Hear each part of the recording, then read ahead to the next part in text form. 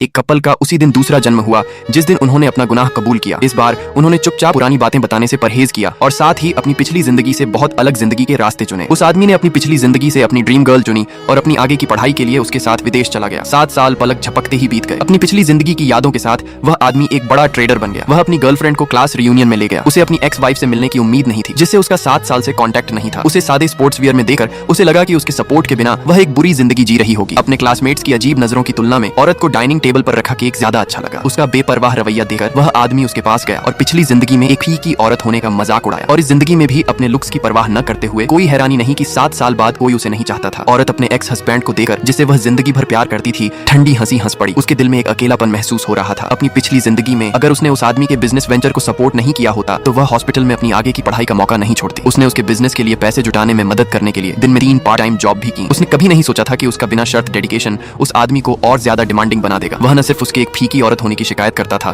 बल्कि वह उसे फिजिकली अब्यूज भी करने लगा था। उस आदमी के दिल में सबसे इंपॉर्टेंट इंसान अब भी उसकी एक्स गर्लफ्रेंड थी जिसे वह पा नहीं पा रहा था। उसने अपनी पत्नी से कहा कि अगर उसे एक और मौका मिला तो वह अपनी एक्स गर्लफ्रेंड के साथ भाग जाएगा। ऐसा लग रहा था जैसे ऊपर वाले ने उस आदमी की दुआ सुन ली हो। एक रात कपल का कार एक्सीडेंट हो गया और दोनों का दूसरा जन्म हुआ। असल में स्वर्ग को उस महिला से हमदर्दी थी और वह उसे चुनने का एक और मौका देना चाहता था। इस बार महिला ने अपने मेडिकल सपने को नहीं छोड़ा। उसने 7 साल लगाकर दुनिया भर में मशहूर मेडिकल एक्सपर्ट बन गई। न सिर्फ उसकी जिंदगी खुशहाल और परफेक्ट थी